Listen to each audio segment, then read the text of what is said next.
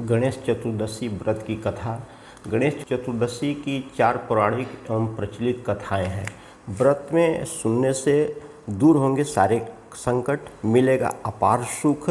संकटी गणेश चतुर्दशी व्रत करने से घर परिवार में आ रही है विपदा तो दूर होती है, कई दिनों से रुके हुए मांगलिक कार्य संपन्न होते हैं तथा भगवान श्री गणेश असीम सुखों की प्राप्ति कराते हैं।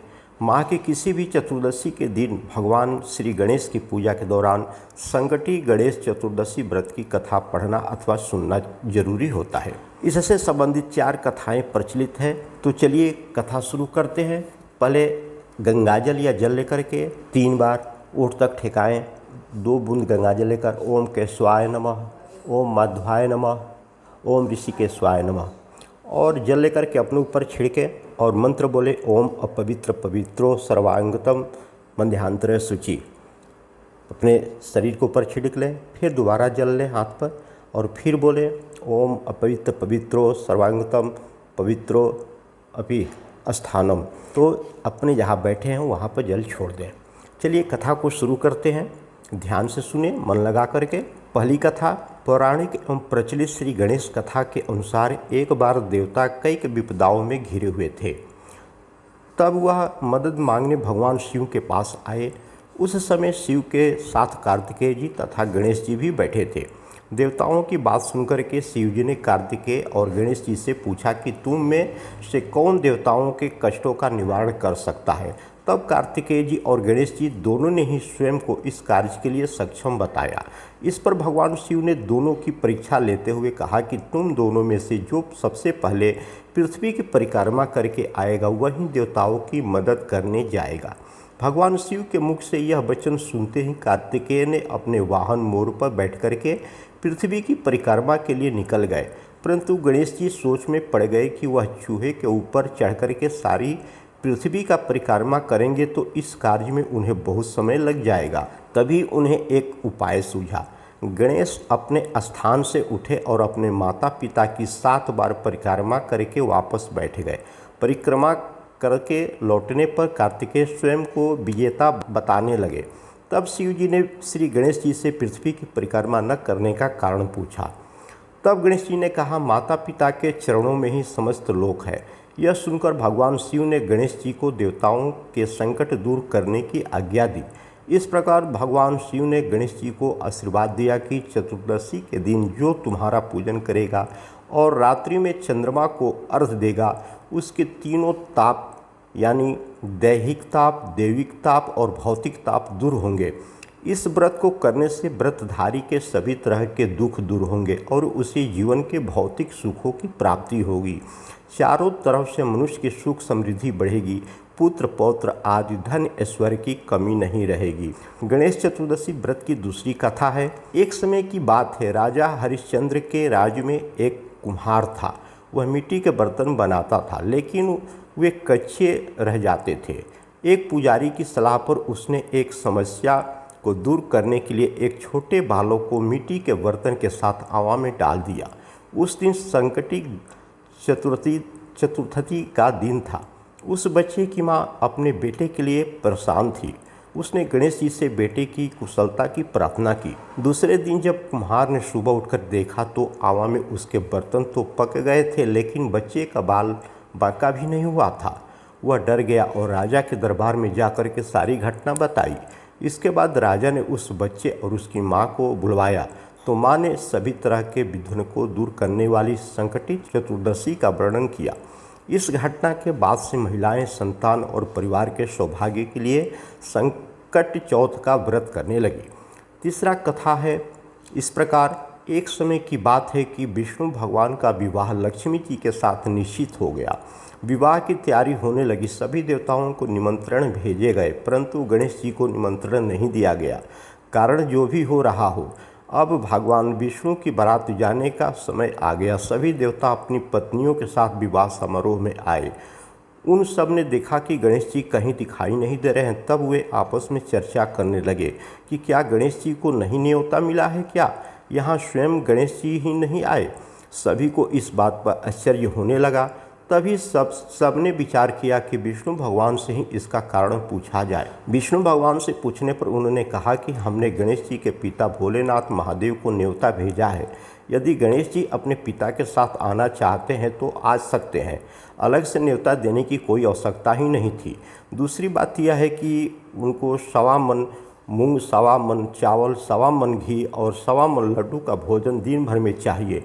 यदि गणेश जी नहीं आएंगे तो कोई बात नहीं, दूसरे के घर जाकर के इतना सारा खाना पीना अच्छा नहीं लगता है। इतनी वार्ता कर ही रहे थे कि किसी एक ने सुझाव दिया कि गणेश जी आ भी जाएं तो उनको द्वारपाल बना करके बैठा देंगे कि आप घर की याद रखना, आप तो चूहे पर बैठ कर के धीरे धीरे चलोगे तो बारात से बहुत पीछे रह जाओगे।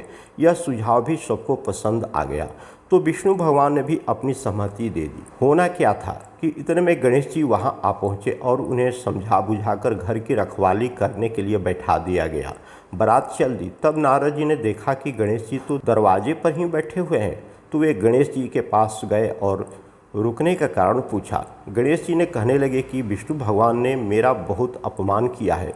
नारद जी ने कहा कि आप अपनी मूषक सेना को आगे भेज दें तो वह रास्ता खोद देगी, जिससे उनके वाहन धरती में धंस जाएंगे, तब आपको सम्मानपूर्वक बुलाना पड़ेगा। अब तो गणेश जी ने अपनी मूषक सेना जल्दी से आगे भेज दी और सेना ने जमीन खोद दी। जब बारात वहां से निकली तो रथों के पहियों धरती में धंस गए। लाख कोशिश करे परंतु पहिए नहीं निकले। सभी ने अपने अपने उपाय किए परंतु पहिए तो नहीं निकले, परंतु जगह जगह से टूट गए। किसी की समझ में नहीं आ रहा था कि अब क्या किया जाए। तब तो नारद जी ने कहा, आप लोगों ने गणेश जी का अपमान करके अच्छा नहीं किया। यदि उन्हें मना करके लाया जाए तो आपका कार्य सिद्ध हो सकता है और यह संकट भी टल सकता है। शंकर भगवान ने अपने दूत नंदी को भेजा और वे गणेश जी को लेकर के आए। गणेश जी का आदर सम्मान के साथ पूजन किया गया।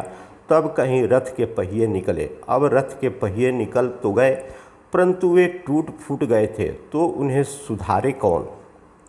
पास के खेत में खाली काम करता हुआ एक मिला मनुष्य, उससे बुलाया गया। अपना कार्य करने के पहले श्री गणेशाय नमः कहकर गणेश जी का वंदना मन ही मन करने लगा। देखते देखते खाती ने सभी पहियों को ठीक कर दिया। तब खाती कहने लगा कि हे देवताओं, आपने सर्वप्रथम गणेश जी को नहीं मनाया होगा और नहीं उनकी पूजा की होगी, इसलिए तो आपके साथ यह संकट आया है। हम तो मूर्ख अज्ञानी हैं, फिर भी पहले गणेश जी को ही पूजते हैं, उनका ध्यान करते हैं। आप लोग तो देवगण हैं, फिर भी आप गणेश जी को कैसे भूल गए। अब आप लोग भगवान श्री गणेश जी का जय बोल करके जाएं तो आपके सब काम बन जाएंगे और कोई संकट भी नहीं आएगा। ऐसा कहते हुए बारात वहाँ से चल दी और विष्णु भगवान का लक्ष्मी जी के साथ विवाह संपन्न करा के सभी सकुशल घर लौट आए। हे गणेश जी का महाराज, आपने विष्णु को जैसी कार्य साधियो ऐसी कार्य सबको सिद्ध करियो। बोले गजानन भगवान की जय। एक बार बोलिए गजानन भगवान की जय। चौथी कथा श्री गणेश चतुर्दशी व्रत की पौराणिक कथा के अनुसार एक बार भगवान शिव तथा माता पार्वती नर्मदा नदी के किनारे बैठे थे। वहां माता पार्वती ने भगवान शिव के समस्त समय व्यतीत करने के लिए चौपट खेलने की कहा। शिव चौपट खेलने के लिए तैयार हो गए, परंतु इस खेल में हार जीत का फैसला कौन करेगा, यह प्रश्न उनके सामने खड़ा हो गया। भगवान शिव ने कुछ तिनके एकत्र कर उसका एक पुतला बनाकर उसकी प्राण प्रतिष्ठा कर दी और पुतले से कहा कि बेटा, हम चौपट खेलना चाहते हैं परंतु हमारी हार जीत का फैसला करने वाला कोई नहीं है, इसलिए तुम बताना कि हम दोनों में से कौन हारा और कौन जीता। उसके बाद भगवान शिव और माता पार्वती चौपट खेलना शुरू कर दिया। यह खेल 3 बार खेला गया और संयोग से तीनों बार माता पार्वती ही जीत गई।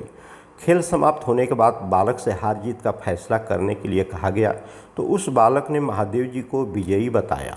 यह सुनकर के माता पार्वती क्रोधित हो गई और क्रोध में उन्होंने बालक को लंगड़ा होने के लिए कह दिया, कीचड़ में पड़े रहने का श्राप दे दिया। बालक ने माता पार्वती से माफ़ी मांगी और कहा कि यह मुझसे अज्ञानतावश ऐसा हुआ है, मैंने किसी द्वेष भाव से ऐसा नहीं कहा है।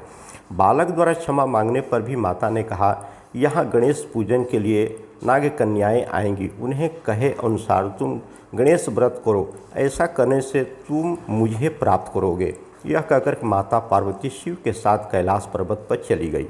1 वर्ष के बाद उस स्थान पर नाग कन्याएं आई। तब नाग कन्याओं से श्री गणेश जी के व्रत की विधि मालूम करने पर उस बालक ने 21 दिन लगातार गणेश जी का व्रत किया।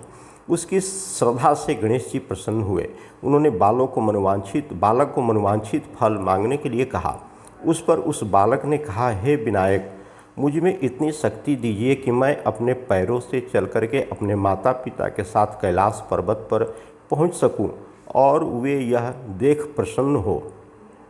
तब बालक को वरदान देकर श्री गणेश जी अंतर ध्यान हो गए। इसके बाद वह बालक कैलाश पर्वत पर पहुंच गया और कैलाश पर्वत पर पहुंचने ही अपनी कथा उसने भगवान शिव को सुनाई। चौपट वाले दिन से ही माता पार्वती शिव जी से विमुख हो गई थी। अतः देवी के रुष्ट होने पर भगवान शिव ने भी बालक के बताए अनुसार 21 दिनों तक श्री गणेश जी का व्रत किया। इस व्रत के प्रभाव से माता पार्वती के मन से भगवान शिव के लिए जो नाराजगी थी वह समाप्त हो गई। तब यह व्रत विधि भगवान शंकर ने माता पार्वती को बताई। यह सुनकर के माता पार्वती के मन में भी अपने पुत्र कार्तिकेय से मिलने की इच्छा जागृत हुई। तब माता पार्वती ने भी 21 दिन तक श्री गणेश जी का व्रत किया तथा दुर्वा फूल और लड्डुओं से गणेश जी का पूजन अर्चन किया। व्रत के 21 दिन कार्तिकेय स्वयं माता पार्वती से आ मिले।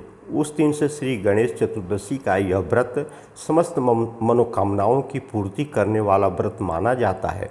इस व्रत को करने से मनुष्य के सारे संकट दूर हो जाते हैं। मनुष्य को समस्त सुख सुविधाएं प्राप्त होती है। घर में लक्ष्मी का वास होता है। घर सुख संपदा धन्य धान्य से भर जाता है। कहानी समाप्त हुई। दोस्तों फिर अगले कहानी में मिलेंगे एक अच्छे कहानी के साथ। धन्यवाद।